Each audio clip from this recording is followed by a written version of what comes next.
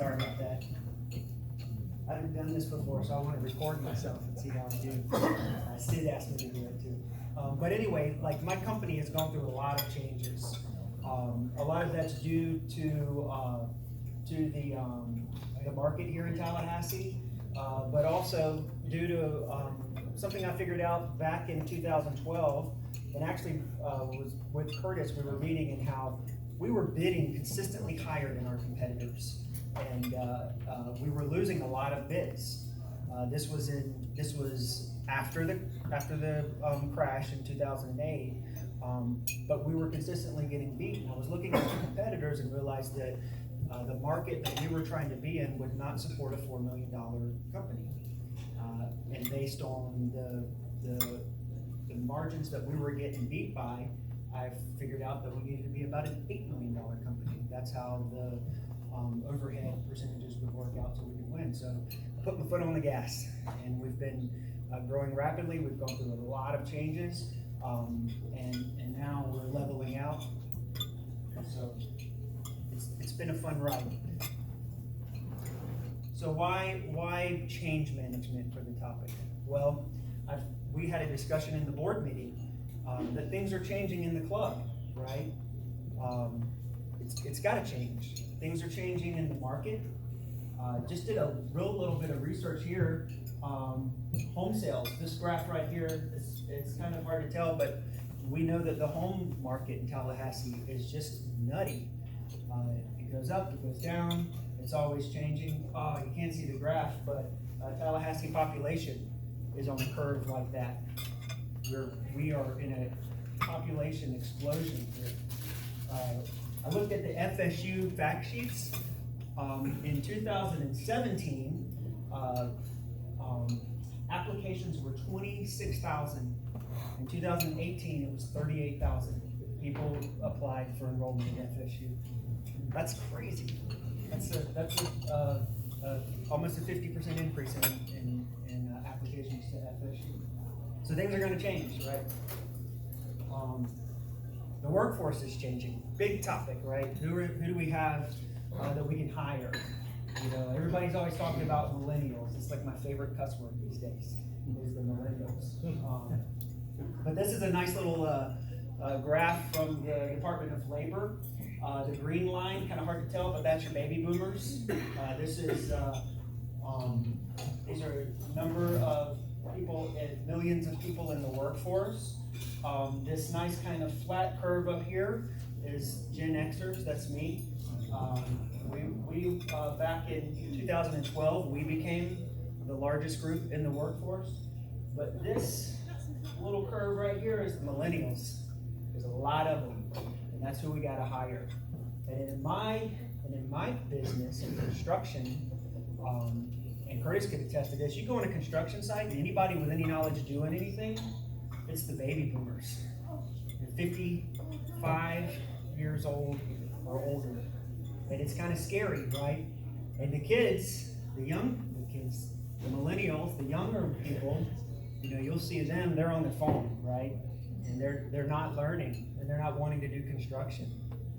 I've got a sister and a brother-in-law that are teachers, and they are complaining about even the younger generation. That, you know, I think everybody, especially teachers, are always going to complain about children, but it's kind of scary, right? These are the people that are going to be building our high-rises. They're going to be building our churches. They're going to be designing our computers. I think they got that. You need to listen to the baby boomers. We need to, right? We need to listen to the baby boomers. There's a lot of wisdom there. Some other frightening statistics about the millennials. Gosh, man, I wish this was clearer. This is a survey that they did on relationships, and 30% of millennials, almost 1 in 3, don't have a best friend. 0 best friends. Close friends, 27% of millennials have 0 close friends.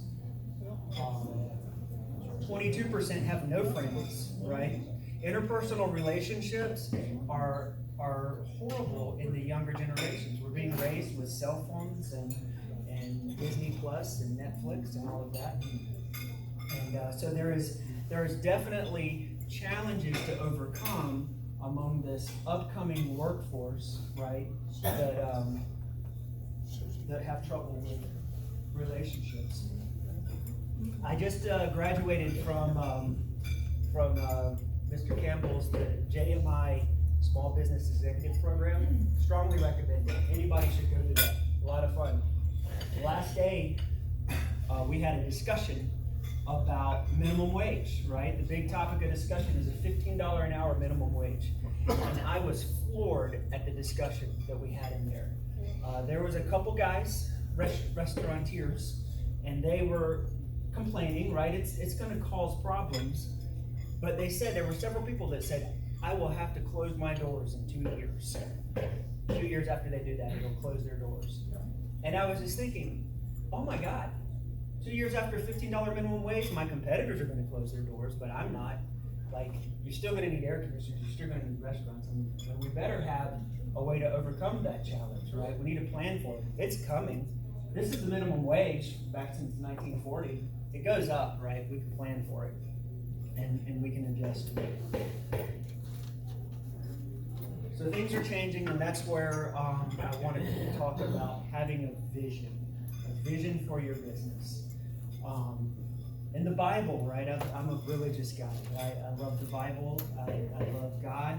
And I think there's so much wisdom in there. And one of the best proverbs is, where there is no vision, the people will perish. And I think that's what we see when we say if the $15 an hour minimum wage happens, we're just going to quit. We're going to shut up.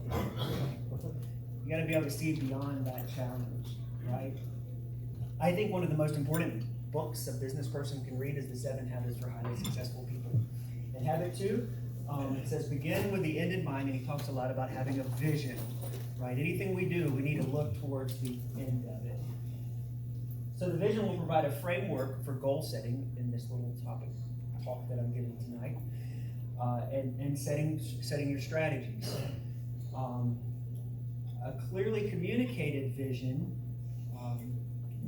gives a target for all the stakeholders to align. That's why I picked my pictures here. We've got a traffic jam. Everybody's heading their own direction, and it causes a traffic jam, right? And that's what we talk about with vision, getting your organization aligned towards a common goal. We got to have vision in our organization. So, go on a construction site. I like construction. That's what I do, right? You go on a construction site, you see a guy, a bricklayer, right? You ask that guy, what is he doing? He's laying bricks, right? That's a job. I might say he's constructing a building. He's got a bigger view of what he's doing. That's a career, right? Same guy, just laying bricks, he's constructing a building. It's a career. Or he's building the house of God, right? It's a church. That's a calling. This guy has a vision. He's got a clearly communicated vision of what he's doing. Do you think that the guy laying bricks is going to stay late if it's behind schedule? Not going to happen, right? Maybe the guy constructing a building, because he's on a career path, right? He's got to be successful. He's working for himself. But that guy that's building the house of God, and he's convicted and he has that vision, he's going to do what it takes, right? He's going to lay the bricks until it gets dark. And you know what? If the plumber needs some help later, he might go help out the plumber. And so this vision, right, it can give meaning to these millennials that are wandering around. They're very short-sighted. That is such a big problem in my organization. When I've got guys out there doing their duct work, and I ask them, I said, do you even know what you're doing? They're out there taping or something, and I honestly think they only see what's right before them and the clock, right? And it's like, we're building an air conditioning system. And I'm trying to teach these guys to look at a system as a whole, right? And this idea of begin with the end in mind is so difficult to get to some of these other people. And I'm sure it's the same in many of our jobs. And so establishing the vision is part of a wonderful 6-step process for transformation.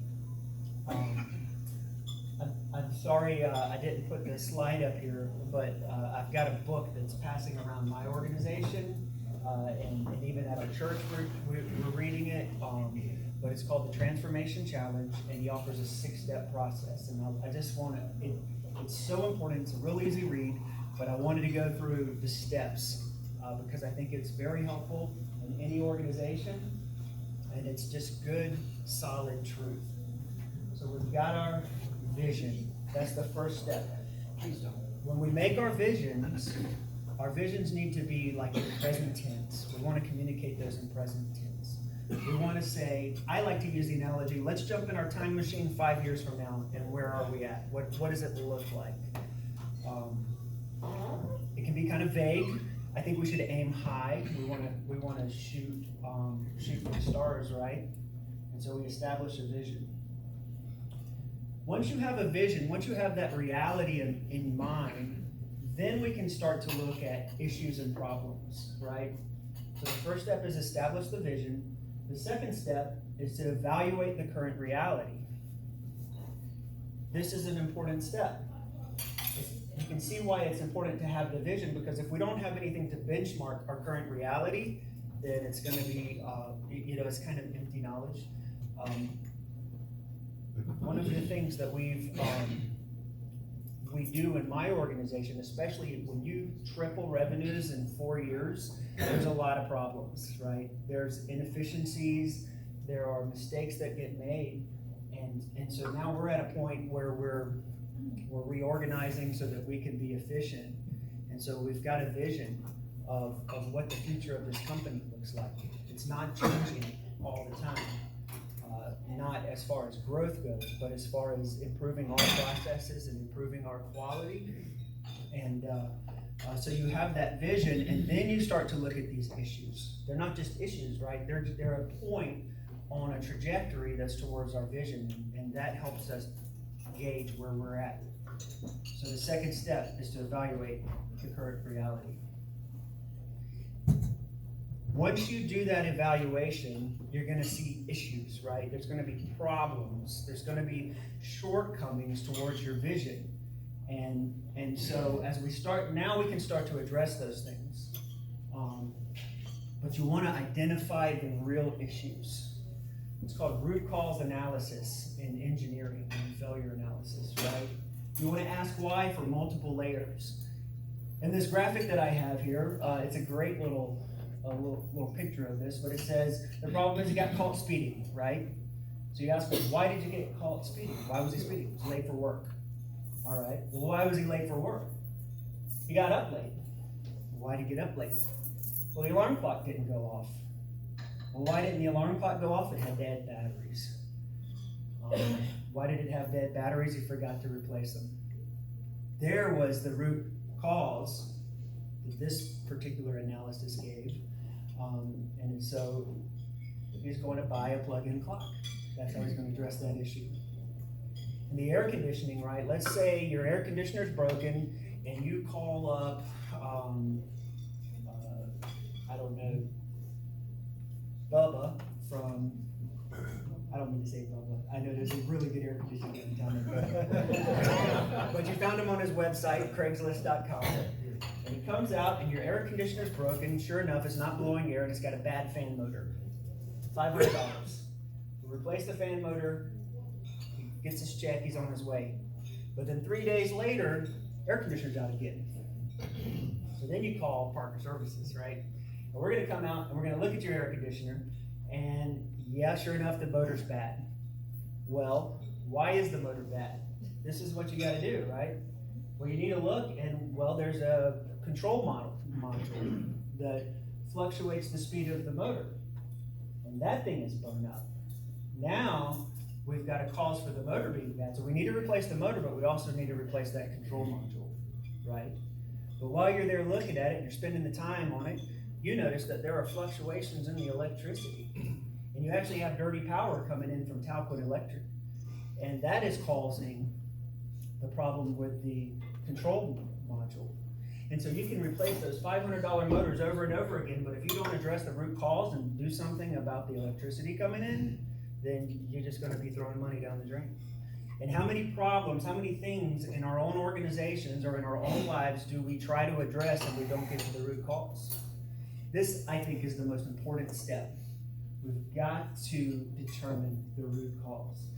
I think that this is the thrust of marriage counseling, of life counseling, right? Life coaching. Let's figure out what these root causes are and address them. That's how we're going to be the most effective. Once you've identified the root causes and you found the real reasons for the gap in the vision and where you are now, we're going to start, we got to be creative. This is where we're good at, right? Let's come up with solutions. This could be a good brainstorming exercise. If it's in your business, get your organization involved, maybe a peer advisory group, right? They would be really good at, let's just come up, let's free think, let's come up with all the different ways that we might address these real root cause issues and come up with a lot of good ideas. Uh-oh. Went too fast. Sorry, guys. Once you've done the brainstorming work and you've got solutions, then you want to evaluate, right, and come up with the best solution. Again, the JMI Small Business Executive Program, they've got a great tool. It's the Business Canvas model. It's a great little worksheet, and it's just a systematic process of evaluating anything that you might want to do, or any product you might launch, or something you might want to do. This is actually the one I did for the class. We were looking at buying a new building. Not buying a new building, by the way. Not yet. But there's a lot of tools, right? A lot of tools out there. We're business owners. We've started businesses. We know how to make things happen, right? So we get our stuff heading in the right direction, and then we make things happen. After we execute the plan, right, we do the work. This is another step that's often left out. Debrief. You've set goals. You've come up with a plan. When you're done doing something, let's go back and evaluate how we did it. What worked? What didn't work? Right? We need to incorporate that. I know that is something that's left out in construction. A lot of times me and Curtis will have a conversation, hey, what happened here? Because we know we're going to do another project. But a lot of times we don't do that with the things that we do. And so we keep doing the same thing over and over and over again. Maybe we waste so much time, we waste so much money and so much effort because we don't do the evaluation and the debrief. It's important too because this whole thing is an iterative process, right? We're going around and around. We're going to go through the steps. We go back now. Let's check our vision. Are we still good with the vision? Maybe. Maybe it needs to adjust slightly based on what we learned working through the process. Maybe we're not quite there at the vision, so we go back to evaluate and we'll brainstorm. And it's such a great process. But if you start with the vision, if you start with the problems, right? If you start with the issues, what happens is it kind of like it lets all of the air out of your lungs. But if you've got the vision, you can create a good momentum, good energy in your organization. And that's why I got excited about doing this. We had a great discussion at our church about what the vision for our church is going to be. And it was such a fun meeting, right? We haven't worked through the whole process, but starting developing the vision was really fun. We're doing this at Parker Services. And it's creating a lot of excitement with everything we're doing. And I just can't speak to this process enough. I emailed everybody a calendar. We're going to go through that next, but I'll email you the book. It's called The Transformation Challenge, and can't recommend it enough. We have now entered the interactive portion of the meeting tonight. So I put some paper and some pens that Jeannie got me. Wonderful little Parker Services pens. And I want to pull this out this way.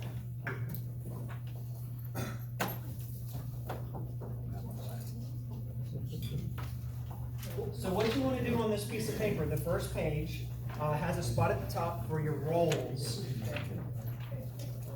What do you see your roles in your life?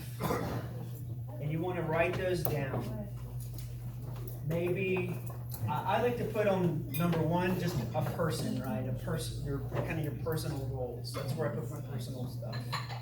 On the second one, you might put husband or wife, or maybe father, maybe Sunday school teacher, business owner, legal professional, doctor, whatever that might be. I don't know, you fill those 4 things out, whatever you want to do. Maybe it's a scholar, right? Maybe you're still studying. Maybe it's a Christian, or a Buddhist, or whatever you're going to be. Maybe it's a grandmother, a grandfather. But you put your roles down. And then the next spot is where you write your vision for each role. And this is fun, right? You want to write this vision in first person present tense. Again, I like to use let's go to time machines to whenever that may be, 5 years in the future, and introduce the ideal you that is fulfilling this role. For personal, I wrote, I am a healthy and smart person.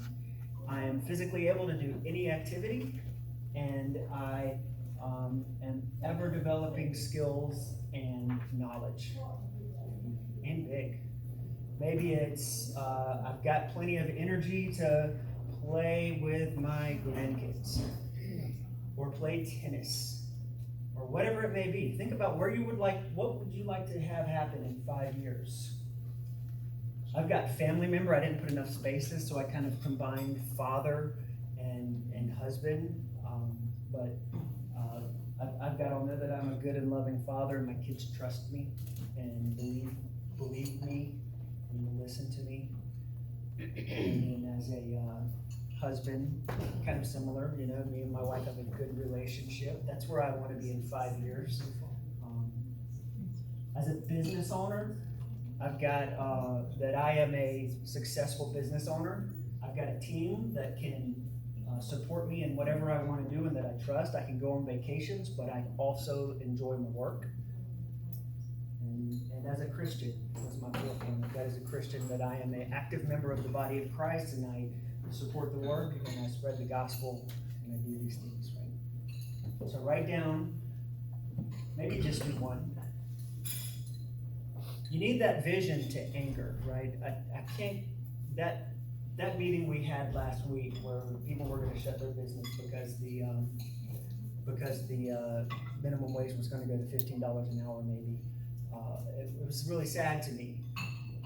Having that vision, having that anchor in the future, right, will give you can overcome adversity. Thinking about this morning, I added this slide this morning, but this is Paul the Apostle from the Bible. Paul was a pretty dynamic dude. He spread the Christian religion throughout the known world at the time, but he overcame so much adversity. If you read the Bible, if you read Acts and the epistles that are there that this guy Paul wrote, you'll see that he was persecuted. He was one that actually really persecuted the church. He oversaw the execution of some Christians. That he was quite a bad dude, actually.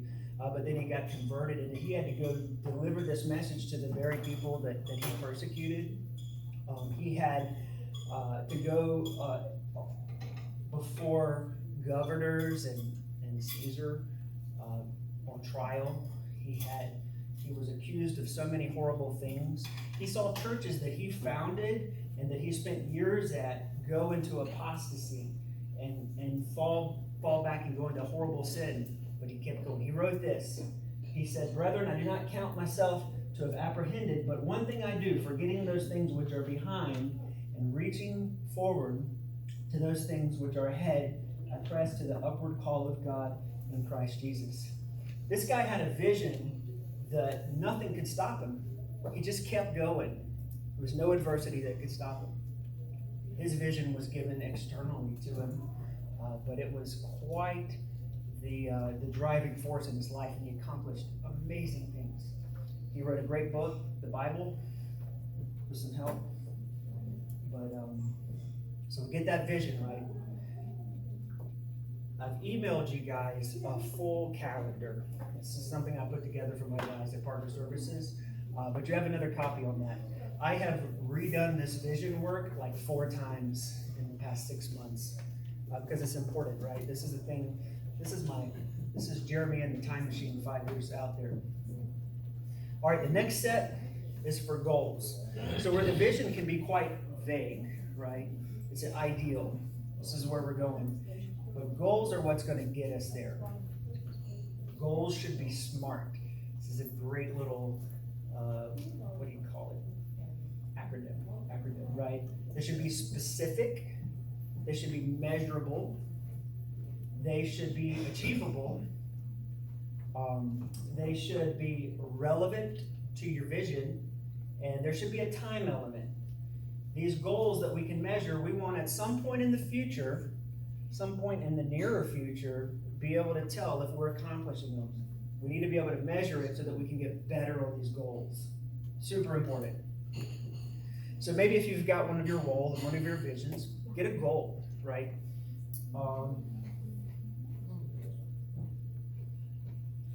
If you were to ask somebody to list like 25 goals, one thing that you're gonna see is a lot of the goals are probably related. You might have intermediate goals or you might have smaller goals that are really stepping stones to intermediate goals, which are actually big stepping stones towards the vision, right? The ultimate goal that you're going for. And recognize that. This section on this first page is for those kind of middle intermediate goals. These are like big things. We're gonna have room for the stepping stones. This goal hierarchy is something to be aware of when you're doing this work, right? And so we're gonna put some big goals. This is an annual planner that we put together here. So for me, right, under my personal, I was gonna be a healthy guy that can kind of do anything he wants. I'm physically able to do anything. For my goal, I've got compete in an MMA cage match. You guys all have to come. I might actually die. I've got run at least 7 miles, right? 7 miles a week. That's one of my goals. That compete in the MMA cage match is 2020. So there's the time element there. I've got read 1 or 2 books each month, depending on the book. So these are kind of my big goals that I'm going to be using to gauge where I'm at over the year. Under the spouse, I want to have 2 specific dates with my wife each month. I'm gonna plan them. It's a good thing to do, right? Under the business development, I want to acquire knowledge. I've got start working on an MBA. That's something I want to do. And I'm actually enrolled. I want to start an MBA in January, so I'm really excited about that. So we're gonna come up with these kind of big goals, annual goals. We're gonna put them on there. This is gonna be the first page in your 3-ring binder.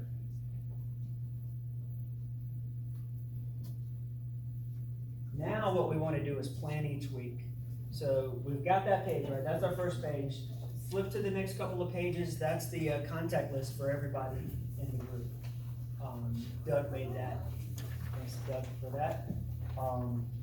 That's the up-to-date current list. Check in with these people. They can help you reach your goals. So we're going to plan each week. After Friday, close of business, but before Monday, you're gonna set aside 20 minutes, 30 minutes to do this, but you're gonna write down those goals or those roles at the top of the page. And in order to do that, you're gonna need to check in with the first page, right? This is something that we do is we might put together a vision and goals, but then we never really revisit them. This forces you each week. And I like to do handwriting, right? Write down that role again, revisit the vision, revisit the major goals, and we want to write at the top of the page, brainstorm, right? Come up with a few intermediate or small goals that will get you towards big goals that will help you achieve the vision. Every single week, make this a habit. You're gonna write those at the top. Down below that, what I have for you there is a hour-by-hour weekly planner. Make an appointment. You come up with these little goals, block out the time. You need to make an appointment. Got to make an appointment. We tend to not be selfish enough, right? We don't work towards our own goals. Who uses a cell phone to wake up in the morning? Everybody, right? Most people use a cell phone. Cell phone wakes you up, then what do? Who goes to Facebook or Instagram or see you then. It's good. I do that. I wake up, I get the alarm, and it's hard to not look at Facebook, right? I really gotta know what people ate for lunch. And we do that, right? We wake up and we get right into somebody else's life, whether it's the news, but we need to be a little selfish, right? We need to spend some time each week in our own lives and in our own mind planning towards our goals and our vision. So we make these appointments. I bumped into an acquaintance the other day. We were passing in a restaurant, and I said, and we had a nice little conversation. We really liked each other. We worked well together. And I was like, let's get together for lunch. Yeah, we'll do that. And then we left. Basically what I said is, I'll never see you again. Right? Because we don't plan it. We don't schedule things. That was an empty promise that I made. I'm actually gonna call the dude up and we're gonna make an appointment because I said it tonight and I feel bad about it. But if you don't make it, if I would have said, hey, let's do lunch on Tuesday at 11, I would be much more likely to do it, right? You have to go through the whole process of writing it down on your schedule. Make that appointment. Super important. Something happened to my. Yeah, because we need millennials in the house. Is this your friend? The one I know? Yeah. Sorry. That was Beth Dillon, right? Yeah. Is that who that was? No, it was, That was, yeah, he's dead. yeah, he died a couple months ago. Yeah. Oh, did he die? Yeah. See what happened? Luke Perry. Yeah, Luke Perry. So a revolutionary thing that happened to me this week. You didn't have vision, listen. Yeah. We know these things. Luke Perry. Who did I say it was? Yeah, okay, got it. So, we have programmed into us probably one of the most effective behavior modification mechanisms in our brain, and it's called cognitive dissonance. Let me just see if I can describe what this is. It's a really cool thing. But let's say that Ricky says, Jeremy, I need to go to the airport tomorrow at 8 in the morning. Can you pick me up? And I'm like, sure, Ricky, I can do that. I can give you a ride. I'm on the south side of town anyway, so we'll meet here and I'll take you. And then at about 8:05, and I'm on my way to breakfast or doing whatever the heck it is that I've got that's not taking Ricky to the airport, I get a call. Hey, Jeremy, where are you? I need to get to that airport. And I'm like, oh my God, I was supposed to pick Ricky up. Well, what you experience, that feeling at that point, is called cognitive dissonance, and you hate it. And you will drive like a maniac, and you will change no matter what it is you're doing to get back on track. It's a very effective thing. And that's why when you make the plan and you make the schedule and you do the hourly planning, you make those appointments and you make a habit of doing those appointments, something will start to happen is you'll look at your calendar and be like, oh man, I didn't do my walk today. That was bad. You need to feel some guilt when you don't keep your appointments to yourself. And so, cognitive dissonance. So if I could leave you with nothing else, do some planning. Maybe it's not this. What I emailed you 2 files. One is the Excel sheet that I used to make this. You can put your own little logos. What I did on ours is I put gold every Monday that there's a 100 club meeting, because that's important, right? You need to keep that appointment. So I got all your 100 club meetings, they're blocked out on there. You might have some that say paid holidays, so if you want to send this out in your organization, make sure that it's actually a paid holiday, because I took this from the one I did for the Parker Services employees, and without fail, I get 50 questions. Is this a paid holiday? So I'm like, I'm going to put it on their calendars, and by God, they're going to keep it. I'm not going to get asked that question anymore. But use it however you want. I'm putting it out throughout my whole organization because I want all of my employees to be working towards big visions, not just doing air conditioning work, but I want them bettering themselves. I want them having better families and better marriages, because I tell you, a bad air conditioning guy is a guy going through a divorce or a guy with trouble at home. And so we're kind of looking at the whole person. and we're trying to make better people. So I hope that you can do some planning. Before we're done, I just wanted to go, I pulled up from our website, this is the bylaws. And it says the purpose of the Tallahassee 100 Club, right, to get people together like us. And who will aid and counsel one another with business and professional problems, create and encourage business, and promote and further the mutual interest and welfare of the members as follows. And there's several reasons. This is a really special club. I really love the club. I'm happy to be a part of it, and I think a lot of people are. Let's include in our vision, what is the vision for this club? You know, it's changing. It definitely is changing for the same reason that the workforce is changing, right? We've got a lot of people that have been in the club for a long time, but then not our last board meeting, but I was just kind of counting the people that have started. I think we got like 75 members-ish, something in that range, but like 20 in the last year, I think. We've got a very effective recruiting going on here. A lot of new people. If we don't live, what's the saying? If you don't live by design, you'll live by default. And I would hate for that, right? We can decide what we want this club to be. We've got a lot of cool things going on, and let's be proactive in how we drive the club. We've got a really great board, really effective members there. We do some great planning. We've got some great ideas, and hope that more people will get involved because it is a lot of work to do this stuff. But include, you know, as you think about your vision and your goals, include the 100 Club in that. It's a great club. It could be amazing. I was having a discussion with somebody, but thinking about, if you think of the people in this room right now and the ones that aren't here, it is an incredibly influential bunch of people. We've got so many people that make their living based on the decisions we make, based on the things that we do in our business. We can really affect this town and our community and do amazing things. So I think if we can get our vision, let's keep moving in the right direction, and we can have a lot of fun here too. So that's it.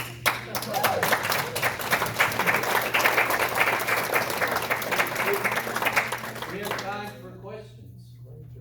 Yeah.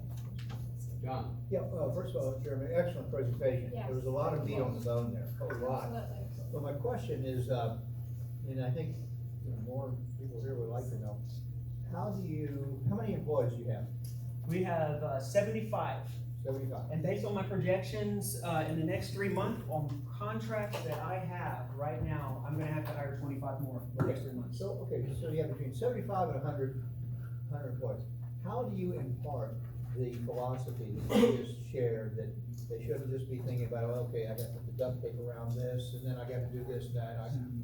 How do you get them thinking about the vision, the big picture? How do you go about that? Because you can't go around and share with them what you just shared with us. And so you've got to have middle management, you've got to have a team and delegate your philosophy down so it touches these lower level employees. How do you do that? It's very difficult. One thing that we're doing is this right here is developed. I've identified 15 people